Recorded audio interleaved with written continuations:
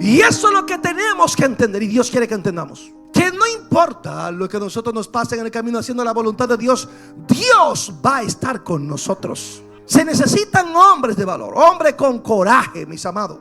Y esa palabra coraje viene de la palabra francesa que significa para corazón. O sea, es tener valor, es tener corazón.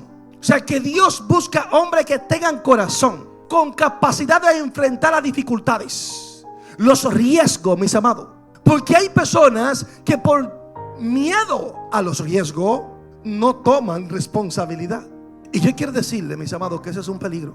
¿Sabe por qué? Porque el temor, el miedo, la cobardía es un temor, mis amados, que nos lleva a nosotros a pecar. Y tú dirás, pastor, ¿cómo así? El temor, el miedo es pecaminoso porque te neutraliza y no te permite hacer la voluntad del Señor. Siempre tú estás pensando en los peligros, los que se van a levantar, en los riesgos que hay. ¿Quién no ha dicho que hay riesgo? Pero una mente pusilánime, llena de miedo, no logra nada. El miedo es el aliado del mal. El miedo es una herramienta que el diablo utiliza para neutralizar el propósito de Dios en la vida de muchos creyentes. El miedo es enemigo del propósito de Dios. Y por eso es que el Señor está buscando personas valientes. La cobardía es tan pecaminosa como la mentira, como el adulterio, como la idolatría, como el robo. Cuando usted se va a Apocalipsis, su capítulo 21, versículo 8, se va a sorprender lo que la Biblia habla y dice acerca de los cobardes. Dice así: pero los cobardes e incrédulos, en el mismo renglón, los abominables y homicidas, o sea, los criminales, están en el mismo renglón de los cobardes. Los fornicarios y hechiceros están en el mismo renglón de los cobardes. Los idólatras y todos los mentirosos están en el mismo renglón de los cobardes. ¿Qué le va a pasar a esa persona? Tendrán su parte en el lago que arde con fuego y azufre, que es la muerte segunda. Pastor, pero Dios sí es drástico con los cobardes. ¿Sabe por qué es drástico el Señor? Porque los cobardes solamente piensan en ellos. Los cobardes no toman riesgo porque ellos no se quieren poner en riesgo. Los cobardes no hacen nada. Los cobardes mejor critican al que toma los riesgos. El cobarde no ayuda a nadie. ¿Por qué? Porque tiene miedo. Miren, cuando Dios permitió que uno se metiera en el proyecto de la emisora, había un hermano que decía: ese es un loco. No oraban que resuelve ese loco a sí mismo, hermano de aquí. De acuerdo como ahora. Y cuando pasaba cualquier cosa, había un hermano aquí que estaba celebrando porque se me dañó el vehículo para la loma. Que coja ahí. Él no quiere loma. ¿Me entiende? Y tú dices, pero ¿son cristianos o qué es lo que son? Entonces hay personas que cuando son cobardes lo que hacen es criticar, murmurar, nunca ven nada bien. Amado, Jesús representó paz, no guerra. Sin embargo, Jesús tomó su riesgo. Y Jesús tuvo que sacrificarse. Y Jesús tuvo que negarse a Él mismo. El cobarde no se niega a Él mismo, sino que piensa en Él.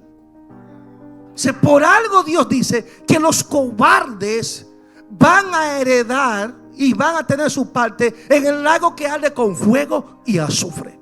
Hay que conquistar. El cobarde dice: yo no voy a poner mi vida en riesgo. Yo soy cristiano, pero cuando llega la hora que tú tienes que poner tu vida por la causa del Señor, si tú niegas a Cristo, ¿o qué vamos a hacer? Si no hay que matarte, el cobarde dice: no. Como Pedro, no, yo no lo conozco. Yo no lo conozco. Sí, pero tú hablas como ellos. Pero que yo le he dicho que no lo conozco. Señor, pero se parece a ellos. Se andaba con ellos. Pero ¿qué le voy a decir? Que yo no soy de ese grupo. El cobarde. Y viene la tercera vez. Dice: óyeme, pero es que sí, que ese era el más rebusero de ellos. ¿Y qué hizo Pedro? Maldijo, tratando de entender que él no era de ese grupo. ¿Por qué? Por cobardía. Pero para los cobardes Cristo es el antídoto. Porque cuando a Pedro, ya Pedro se ha convertido en un hombre de Dios, y ha sido lleno de la presencia de Dios, y ha conocido a Cristo, y ha conocido su evangelio, y ha sido revestido de la gracia de Dios, y ya piensa diferente. Porque cuando tú conoces a Dios, piensa diferente. Pedro va saliendo de Roma porque dice: bueno, no voy a perder mi vida, me quieren matar. Y dice la historia que él se topó con Cristo en el camino. Y Pedro se sorprendió cuando vio a Jesús. Señor, ¿para dónde vas? Dice, voy a morir a Roma en tu lugar. Y dice la historia que por eso fue que Pedro se devolvió. Y los hermanos se sorprendieron cuando Pedro volvió. Dice, no, aquí yo tengo que glorificar a Dios y poner el nombre de Dios en alto. A esto me mandó el Señor, a seguir predicando aquí en Roma. O sea, el temor no se apoderó de él, aunque su vida estaba en riesgo.